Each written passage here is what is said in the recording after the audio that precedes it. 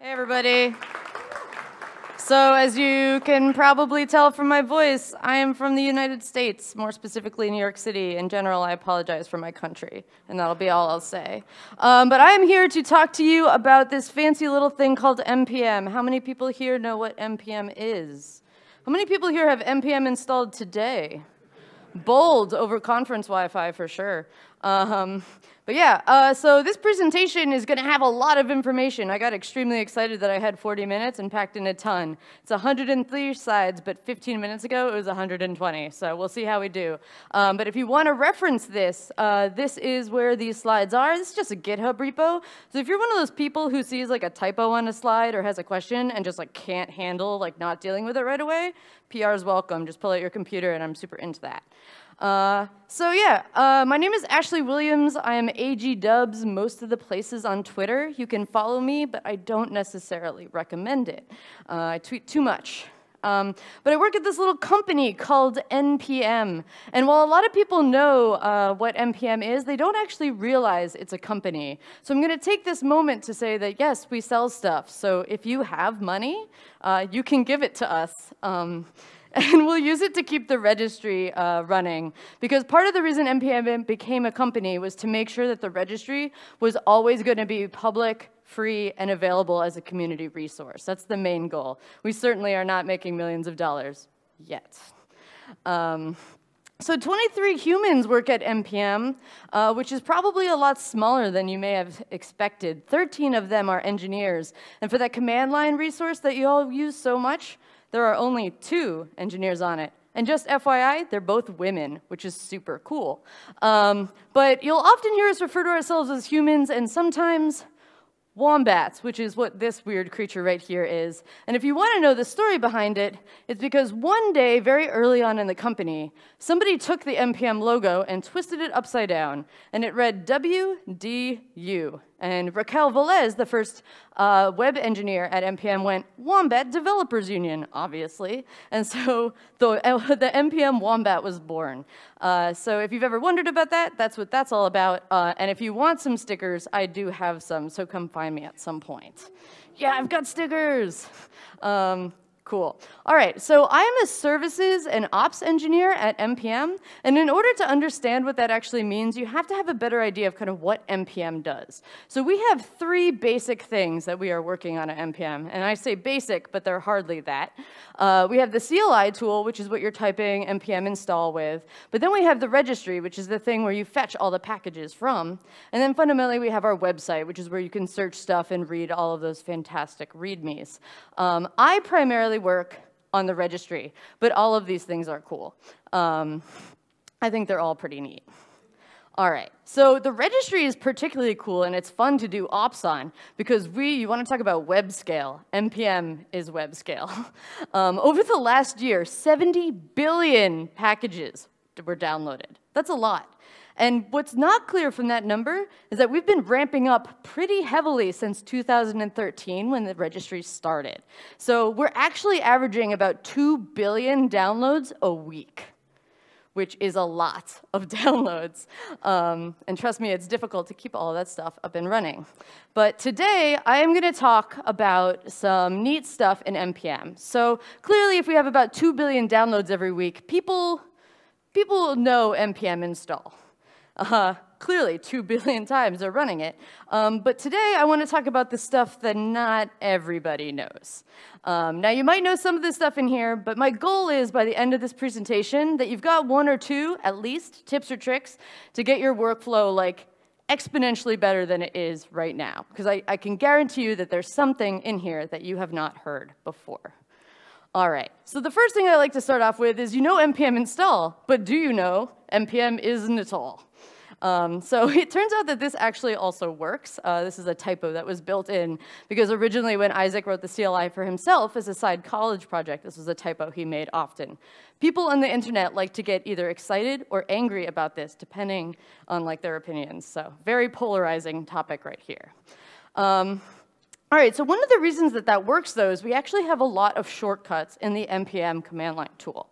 So instead of typing out install, especially if you happen to typo it a lot, you can actually just type I. -i, and you'll, or I, rather, and you'll get npm install. Now, one of the things that a lot of people actually don't know is that from the command line, you can actually add dependencies and dev dependencies to your package.json by passing the --save and --save dev flags to it.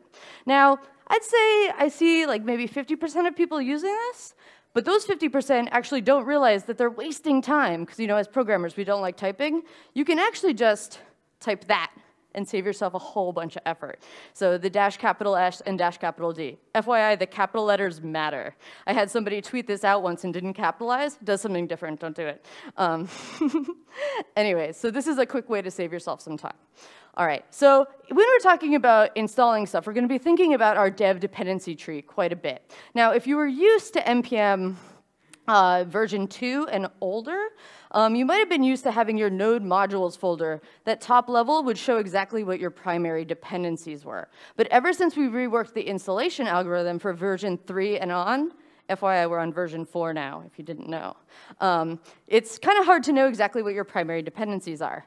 Now, npm gives you a command, npm-ls. It's very similar to the Unix command, which is going to basically, instead of listing out, say, the file structure, it's going to list out your dependency tree.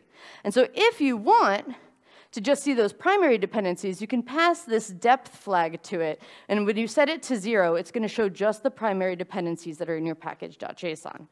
Now, there's one other amazing trick with npm-ls. How many people here have installed something, got a deprecation warning, and had no idea where the package was?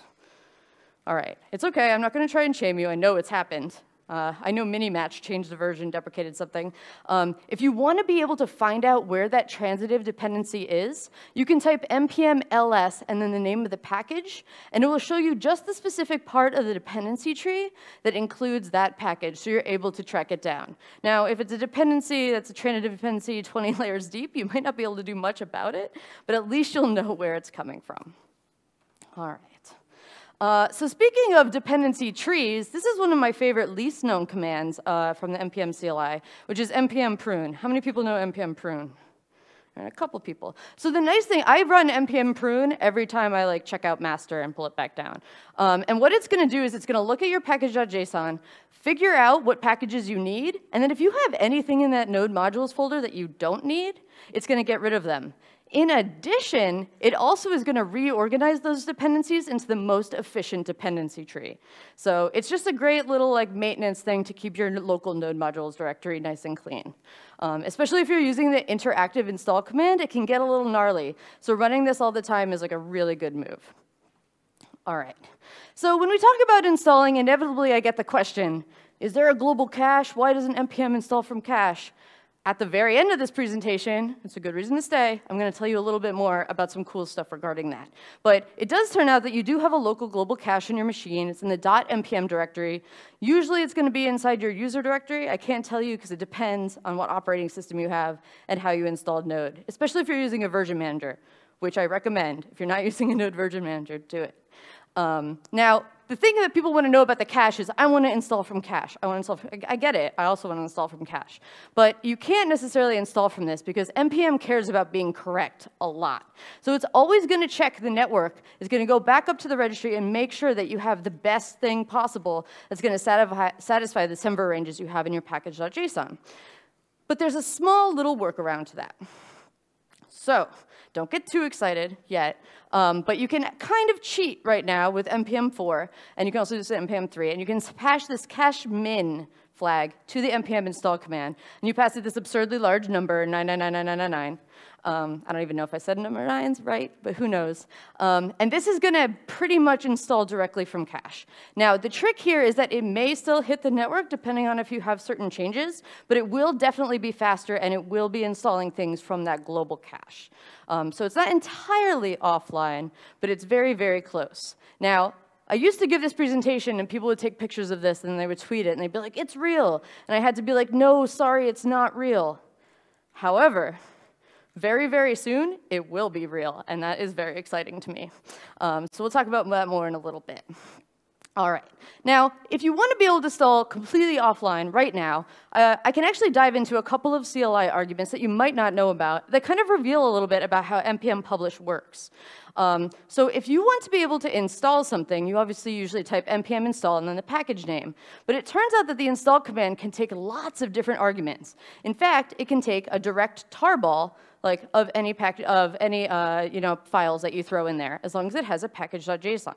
So what you can do, instead of having to fetch tarballs from the registry that contain your package, you can pack up whatever packages you'd like and have them saved locally. And when you need them, you can just type npm install and type the path to the tarball file, and it will install directly from that. So you can use this npm pack command to turn anything into one of these tarballs that you can then npm install. The cool thing about npm pack, that's exactly what npm uses when it publishes. So you're literally doing the same thing, except you're basically just publishing to your local computer, like local machine, and that works pretty cool.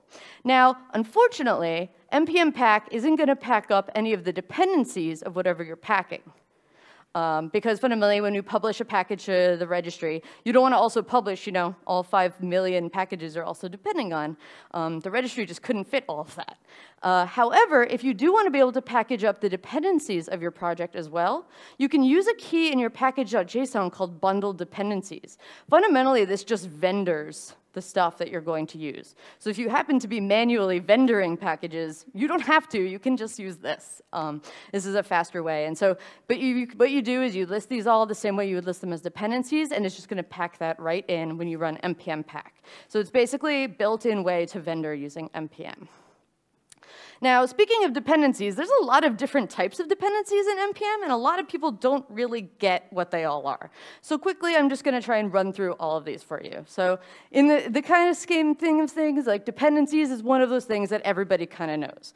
Fundamentally, though, what you want to put in dependencies are whatever packages your program needs at runtime in production. Those are the things you need to put in there. And then for dev dependencies, those are anything that you might need during dev, but that you specifically don't need during production runtime. The reason I try and reinforce this is a lot of people get bit by the fact that npm is aware of your node env value. So how many people here have ever used Heroku to publish? All right, we get lots of issues where people end up publishing something to Heroku, and they're like, it doesn't have my dependency. And it's because they listed it as a dev dependency, and Heroku defaults node env to production. And when your env is production, npm does not install your dev dependencies, because they're dev dependencies. You'd be surprised how many people run into this, though. Now, the last two are ones that people get a little bit confused about. So optional dependencies, while people are confused, it really is just exactly what it says, which is to say, if you try and install an optional dependency and it fails, your entire npm install process still ends with success. Now, what the heck would you use this for? Why do you want to say, oh, if it doesn't work, it's fine? There's actually some very specific cases for this, particularly when you're using anything that has any native dependencies. So there are certain native packages that are only going to work on certain platforms. So if you have, say, a package and you want to be friendly to multiple operating systems, which you should do, you might not be able to install certain packages. So you're going to throw all of the things that are dependent on operating system in optional dependencies. So the one that is good for the operating system that it's getting installed on will work, and the others will fail, but the entire npm install won't fail. That's a general use case for those. Now, the last one, how many people here think they know how pure dependencies work? That is totally fair. OK, for those in the front, basically no one raised their hand. And that's because they're extremely complicated. I'm going to try and talk a little bit about it. So the fundamental understanding with peer dependencies is that you're building something that's like a plugin. So let's say I want to build an Angular plugin. Now, in order for my Angular plugin to work, I need to have Angular. But I don't want to necessarily say that Angular is a dependency of this plugin, all right? Because then, if I'm writing an application, if you install my plugin, you're also installing a whole nother version of Angular, where ostensibly you already have a version of Angular. And so how many people like having 3 versions of a framework in their application? No one, right? Yeah, no one likes that. So the idea of using a peer dependency is that when you install it, it's going to check to see if Angular is also installed.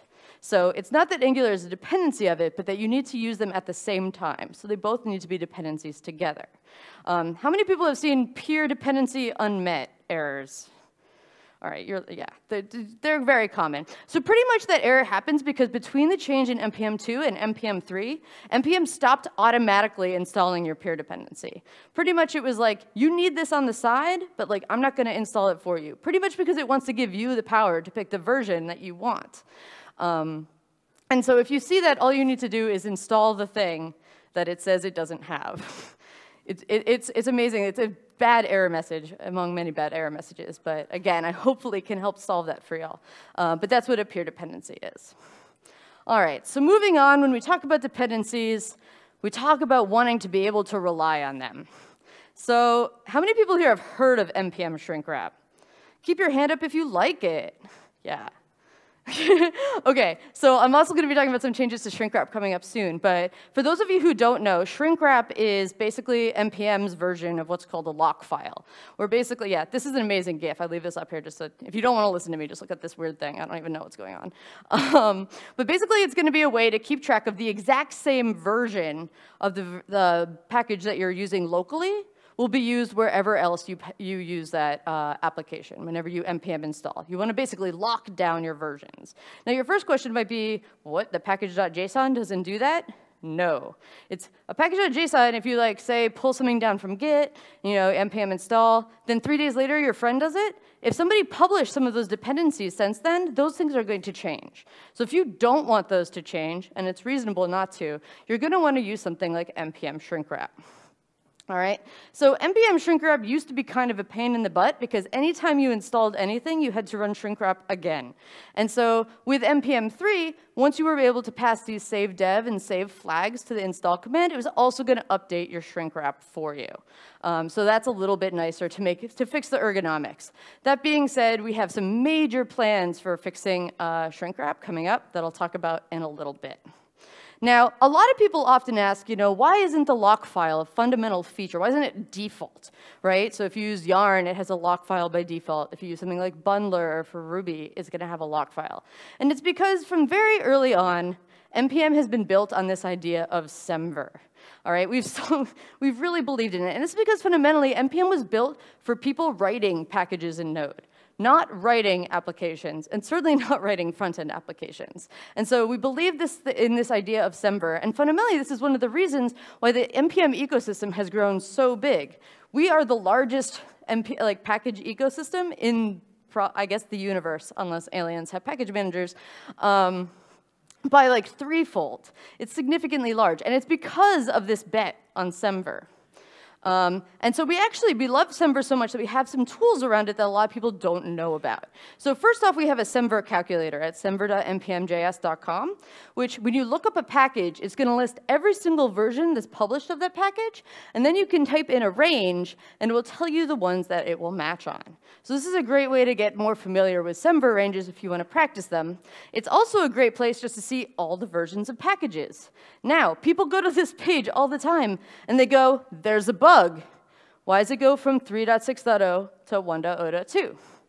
And this is because a lot of people believe that npm enforces that you publish a version that is greater than the last version you published, which npm does not do. The only enforcement is that you can't publish the same version more than once. That's the only enforcement. So you can actually keep going with multiple major versions for quite some time, and we don't even stop that. So just as a FYI, that's no bug. Now, one of my favorite CLI commands is the npm version command. So npm version takes a single argument, and it's either major, minor, or patch. And I've put my interpretation of semver up here for you. I know people disagree, but one of the nice things about semver, about npm version, is that it does a lot more than just bump that number in your package.json. It bumps the number in your package.json, it creates a commit with that version number, and it creates a git tag. Now, a lot of people don't realize this because Git makes you explicitly push tags. So if you've been using this command, you might not have realized that locally you have a ton of tags for each version that you've released of your package, but you've just never pushed them. So if next time you git push and you push tags, you'll discover that your repo now has a nice little tag for every version of your package that you've published. All right, so fundamentally what I want to talk about is this idea that NPM wants to make your life easy. And I know, I'm sure that everybody who uses NPM every day goes, NPM. All right, but we are making your life a little easier, at least, even though sometimes you might be thinking that it's tough. And I realize that I'm actually between you and lunch, so fundamentally, this is like you waiting for a super long NPM install before lunch. It's like what this talk is. But anyways, we want to make your life easy, and part of that has to do with automating things. And so now I'm going to talk about my absolute favorite feature of NPM, which is the scripts. How many people here use NPM scripts? All right. Everyone's hand should be up by the time this is over. Pull out your computers and start using them. So NPM offers this scripts feature, and it's actually one of the oldest features in NPM, despite the fact that it's only enjoyed like some popularity kind of recently. So pretty much you can, in your package.json, declare any number of scripts that you want. The NPM website, I think, has like 20. But you can define any ones you want, and you type npm run, and then they will run. And they're pretty much writing just shell. So the cool thing, though, that we don't see a lot of people taking advantage of is NPM scripts are really smart. So one of the neatest things about NPM scripts is that they are aware of the life cycle of your current project. So you can set some names of scripts, like publish or even version, and NPM will know when you're typing like npm publish or npm version that you have that script defined, and it will do that behavior for you before that thing runs. So for example, who likes publishing stuff where the tests are broken? No one, right? So you should probably set a publish script to run your tests. Because if you tell it to, before you publish, to run your tests, if your tests are broken, it will error and not publish that package if your tests are broken. This is a great way to protect yourself. And there's lots of fun ways to use these things to do other stuff, like, say, build steps or compiling if you're using something like Babel. Now, I really like these because I don't trust myself and love setting boundaries when I'm coding. Now, how many people love when people push to like master and the tests are broken? Some people, yes, of course. So if you like NPM scripts, it turns out somebody wrote this cool thing called Husky, where you now have Git lifecycle events as npm lifecycle events. So if you install this, you get new smart scripts like pre-commit, where you can run npm test, and it will make sure that that doesn't work if your tests are failing, which is pretty cool. Now, in the interest of showing off things that other people wrote, which is going to be a big theme of this talk, how many people have users that are in multiple operating systems? All right. If you've ever been a Windows user and tried to use a package, and they have some scripts defined, but they're using like a Unix shell, those scripts are going to fail, and that's a huge bummer, and we should be trying to support multiple operating systems. And so if you're not familiar, shell.js is a super cool utility that it's a portable implementation of the Unix shell, so you'll be able to use those commands, and it's going to be cross-platform. So that's super cool. If you're doing npm scripts, it's kind of unethical not to use this, so you should use this. It's very good. All right, so getting back to why npm scripts are so neat, and maybe some things you don't know about them. So you get a lot of stuff for free. So all of your values in your package.json and your npm config are also available as variables inside your scripts. And if you don't know what they are, you can write npm run env, and it's going to list out all of the things that you have available. So you don't have to do a lot of the kind of importing and stuff if you're using some other tool. npm scripts just already know this information. All right, so my 100% favorite part of npm scripts is that I never want anyone to install anything global again. How many people install things globally? Like npm, probably? Yeah. All right, so I know it never is a lot. Okay, maybe fine. Sometimes install stuff globally. But in general, if you're writing something that's supposed to be consumed by other people, you shouldn't. And this is why. All right, the reason I say why use run scripts is because you can version their dependencies. So let's say you're using something like gulp, right? If you're using it globally, you basically have to just hope that whoever is running the command has the version that you want them to have. And I don't really like hoping, because it doesn't usually work out well. So what I like to do is I like to include anything that I would otherwise run globally as a dev dependency. All right, so if we take a look at this example here, we've got some hooks going on here, they're composed. All right, but see, I'm calling standard, I'm calling lab, I'm calling karma, just using their names. And these are things that be otherwise used globally, but I can just use them because they're in my dev dependencies. Now, something I want to point out. You have probably written code like this at some point in your life.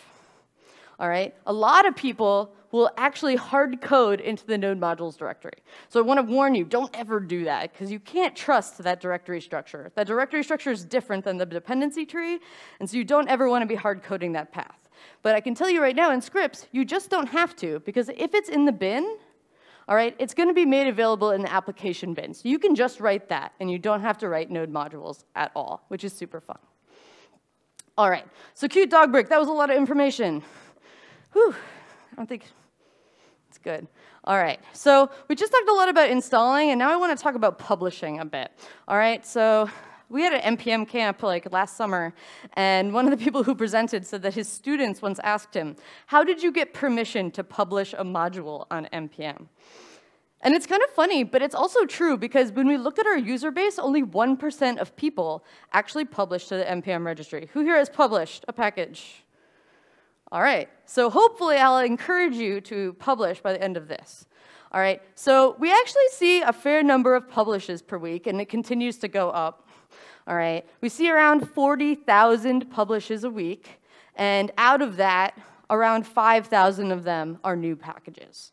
All right, so I know you're like, oh, too many packages, they're all bad. Maybe, I don't know. Doesn't matter. It still means that people are doing work, and it's still pretty interesting. All right, one of my favorite things about this is that around 160 people a week publish their very first package, which is pretty cool. I think this number, actually, this is a little bit old. I think it's around 200 now. But 200 people are publishing for the very first time, which is really interesting. All right, and that's out of around 100,000 publishers, all right, which is extremely small compared to the general user base of NPM. So when you're starting to think about creating a package, you're going to want to create a package.json. And so most people know npm init. What they don't know is how smart npm init is. So if you don't know npm init, it's going to open up an interactive command line where it's going to ask you a bunch of questions. Now, I don't know about you, but I really don't like when computers ask me questions. They should just know. And it turns out npm init does just know. And so instead of typing npm init and answering a lot of questions, just pass -- yes. And it just knows. Once I learned this, I never looked back. This is all I use. All right? So this is really fun. Now, maybe you knew this. Let me blow your mind a little bit further. If you work at a company and you have a lot of best practices, you can actually customize and enforce things using the npm init questions. Now, the npm init questions are based on this really weird module called promzard. I don't know why it's called that. But you can use that framework to create npm init.js, where within your own team, you can have just a custom set of questions for your npm init, which can be super cool. And if you give them detailed values, or default values, you can still pass yes to it and have it work. So you can like have an automatic default package.json that you customize, which is really cool. I will say this is not necessarily the easiest thing to do, but you can do it. Now, one thing that people get really nervous about with their packages is they want to be able to check. You know, there's like, how do I know what's inside the package when I publish it? So if you remember when I said that npm pack command, well, this is exactly what you can use. If you type npm pack, it's exactly what npm publish would do to create that tarball to publish. And then you can use tar xvzf, because they care about developer ergonomics. But yeah, you can do that, and basically it will extract it and show you what's inside that tarball. Now, the problem there is like, okay, so you pack it, and then you look at it, and you're like, these are not the files I want in here. What the heck is going on? It's because the story around what actually goes into a package is it has two ways of doing it, and that's a little confusing. So the first is an npm ignore. Did you know that there was an npm ignore? All right, some people. OK, so there's two ways. So if you didn't know this one, maybe you know the other one. But an npm ignore has a very fancy relationship with your git ignore, which is to say that if you don't have an npm ignore, you have one by default if you have a git ignore. Now, if you want to publish stuff to the registry that you're ignoring in git, in order to override that, you'll have to put an empty npm ignore in your package.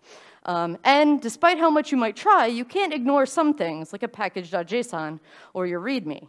However, if you publish to the registry using a different tool, yarn, it might be ignoring things that you don't want it to ignore. So just make sure you take a look at what's in there. Because in the effort to make some packages very small, it's eliminating some things that people want. And you want that README to show up on the website. I promise you that. Now, you could use npm-ignore to manage your files, but a lot of people opt for using the files key in their package.json. The files key points to an array, and you list out the files that you want in there. It's kind of the opt-in versus the npm-ignore opt-out. So here in the files, you just pass it an array of the files, but you don't have to list all the things. So again, just like you can't ignore your README or your package.json, you don't have to list those. NPM's already going to do this. And this is all in the documentation if you want more details on what's automatically included. All right. So I would still say that the ergonomics around publishing is a little tricky. I would say as a beginner, I would still get kind of nervous, about it. So if you are a beginner and you want to publish a package, I would recommend this package by Cinder called NP. He very humbly calls it a better NPM publish, which is fine. It kind of is. But anyways, I'd encourage you to check that out if you want something that's going to help you check some stuff a little bit better, automate some of the figuring out what files go into a thing. It's a really neat project. All right. So we talked about publishes. Let's talk about unpublishes for a second. Maybe you know what's coming. Oh, it's this. By the way, at the party tonight, if I am drunk, do not make fun of this, or I will explode at you. No one wants that. All right. But if you are not familiar with LeftPad, LeftPad is an example of somebody deciding that they didn't want their code on the registry anymore, so they unpublished their package and it broke a lot of stuff. TLDR, I just want to make sure that everybody knows that we have changed our unpublished policy, so you can only unpublish within 24 hours. After that, you're going to have to talk to our support. And we had a really neat conversation about this on GitHub. I opened a forum. And we came up with the fact that it turns out that most people unpublish, not because they want to remove something from the registry, but because they just don't want to deal with it anymore. So in the interest of keeping the registry more immutable so that people don't have surprises like LeftPad, what we've started doing is what we call the dissociate and deprecate. So if you just don't want it anymore, what we can do is we assign the package to the NPM user, and then we have you deprecate it so that people will get a warning that it's no longer maintained. And this works a lot better because if anybody ever depended on your project, and we can't always know that because people don't check applications into the registry. So we can only know if another package depends on yours, but we can't know if an application does. So this is what we've been doing. Which, by the way, if you didn't know, npm-deprecate is another command. And this is a really great way to message your users that certain versions maybe have security vulnerabilities or bugs. Now, a lot of people get very frustrated by these commands, because sometimes it's for a package that's 20 levels deep in the tree, can't do anything about it. Why is my screen full of these warnings I can't do anything about? It's a problem we're aware of, and we're working on it, for sure. I would still recommend using this, because even if it's 20 layers down, if you have a security vulnerability, you should let your users know. All right, so when LeftPad came out, we got a lot of questions, and they were a little frustrating because they were things we actually already had. So one of the first things people said was, why aren't there namespace packages? And it's like, there are. So these are things called scope packages, and you can install them pretty much. The scope goes in the name, so it's an @ sign, and then whatever your scope is, / the name of your package.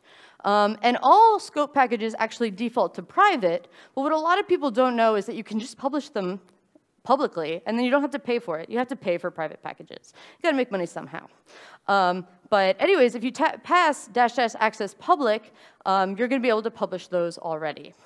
And if you have already used scope packages, you may have been frustrated that we don't have search or download stat support, but we do now, as of like 3 days ago, so that's pretty cool. And that's awesome, because that bug has been open for 2 years. Finally closed it. All right, so if you don't already know, you actually already have a scope. It's your username, so you can go and play around with that just right now and try it out, and I would encourage you to do it. The nice thing about scopes is scopes are what let you publish things privately. And we found that a lot of companies have started enjoying using private packages to do, stuff like auth and things that you can't necessarily share publicly because they're secrets. And then lastly, I just briefly want to say, has anybody here heard of npm orgs? All right, so we just made this free, and it's really, really awesome. The reason it's awesome is because if you're working with more than, like, say, 3 people on a set of packages, managing permissions around that is a huge pain in the butt. And so NPM orgs allow you to basically create teams and manage read-write access similarly to GitHub organizations. And they're now completely free for any sort of public packages, so I'd encourage you to check those out. All right, so to round this out, I've told you about lots of cool things NPM does, but what I want to end it with is all the cool things that you can build on top of NPM. That's what we want you to do, which might seem confusing at first, but let's get into it. So NPM is being used for a lot of things that we just never expected. Believe it or not, 80% of the people who are using NPM today use it for front-end development, which is not at all what it ever was designed for. And because of this like huge explosion in people using it, I mean, people are using NPM to build technology for like spacesuits at NASA, which I don't know if that's a good idea, but they're doing it. But one of the things that we want to do is, now that it's getting used for so many things, NPM as a single tool itself can't be good for everything. There's so many different use cases. So we need people to build stuff on top of it. So one of the things that exists currently is Greenkeeper.io. How many people are using this? All right, you should use this. This is a GitHub integration that will make PRs on your Node projects to update dependencies. It'll also let you know if somebody published a package that's within your semver range that maybe breaks your build. It's super important, and in this day and age where you're using so many packages in your application, I don't know what I would do without it. npm-s was a search engine that the community built, 2 people in South America. They built this, and it was so good. It was so much better than the npm search on the website, which stunk, by the way. We integrated it into the website. So this is now part of it. So there's a sense of integrating community-driven projects into NPM's product. And then last but not least, Yarn. So Yarn is cool. You don't have to ask me if I don't like it. We actually helped them build it. But Yarn is super awesome. And Yarn solves the problem of, I'm building a front-end application using a dependency manager that was made for Node package authors. So if you think about it historically like that, of course there needed to be another solution. And Yarn does this extremely well. It has the lock file by default. It also has the option for installing your dependencies in as flat of a tree as possible, which makes a lot of sense if what you're trying to do is bundle it and load it client side. So Yarn is super neat. Oh, and then also, CNPM is both a registry and a client, a registry mirror and a client in China. Because they have such restricted internet that they can't actually access this. And so they've built basically an entire other NPM based on our public APIs to be able to serve people in China. So my message here to you today is that you can also do this. NPM actually has a ton of public APIs, and we're going to be releasing even more with better documentation very soon. So I'm going to tell you a few of them now. So the first is the downloads API. This is everyone's favorite API once they find it.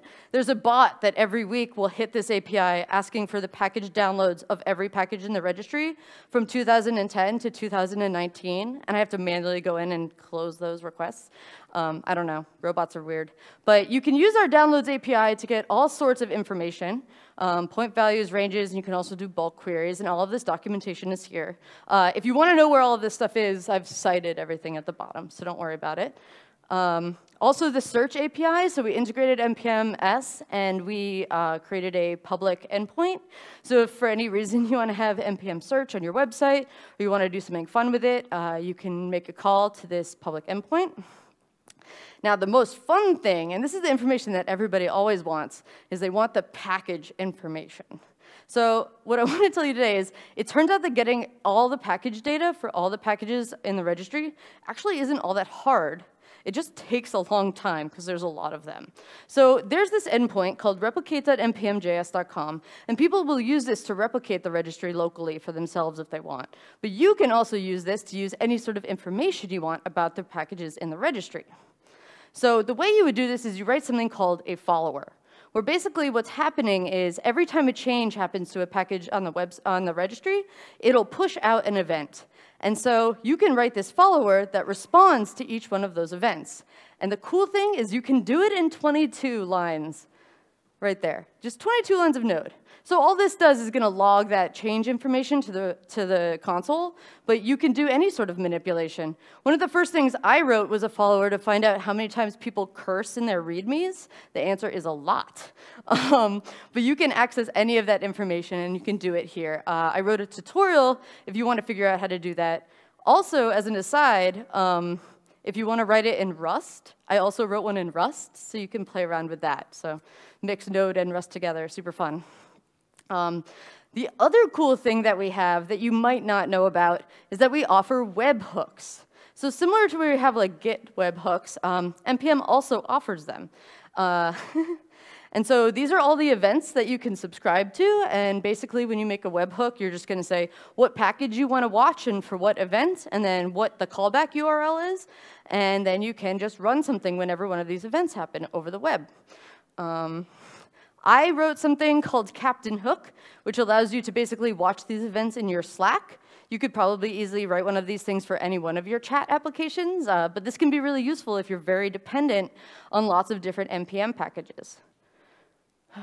So in order to subscribe to these, also these are completely free and available for everyone. You install this tool called Wombat, and it has some cool ASCII art.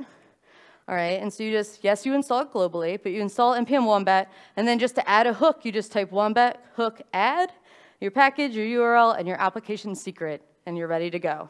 And then you can basically listen for any sorts of those events. So this is kind of another option instead of the registry follower. All right. So how do you hear about all these cool public APIs? How are you supposed to find out when these happen? We should be better about telling you about it, but you can also watch this repo. This repo has all the documentation for all of the cool APIs that we have. And then additionally, if you run into any errors, we watch that issue tracker and answer people's questions on it. So it's a public issue tracker. So it's a really good resource. And we are extremely excited to see what you build. Literally, please tell us what you build, because if you do, we'll probably put it in the weekly and tweet about it. Like, we like when people build cool stuff with what we're also working on. And so this is my final call to action to you. Please update your NPM. It's probably out of date. A lot of people don't realize you can use any NPM with any node version. In fact, we spend the vast majority of our development time making sure that everything is backwards compatible. So you can, even though you get a certain NPM with a certain node, it doesn't mean you have to use them together. You can use any NPM with any node. It'll get a little weird if you're using like node 1, but assuming you're not doing that. So always use the up-to-date version, and here's why. NPM 5 is coming extremely soon, and it's going to be really, really awesome. It's a complete cache rewrite, and so that -- offline flag is shipping as an actual feature in it, and also including a prefer offline, which will do like a half install from cache, half reach out for the network if it needs to. Additionally, shrinkwrap is getting an integrity field, which means that it can guarantee that your application will use the exact same tarball that was installed when it was originally shrink-wrapped. Like, so it's down to that much. And I'm not going to say anything about speed, but I can't say anything definitive, but it is super, super fast. And my JavaScript didn't work here, but if you follow this tweet from one of the NPM CLI engineers, Kat, you can take a look at a side-by-side comparison of an NPM install on the NPM website, which has 2008 dependencies, and it is shocking how much faster NPM 5 is. It finishes significantly faster than NPM 4. All right, so I hope you learned something new about NPM, and I hope you're excited to build something with it. As I said before, find me later to not make fun of LeftPad and to get some stickers. Thanks so much.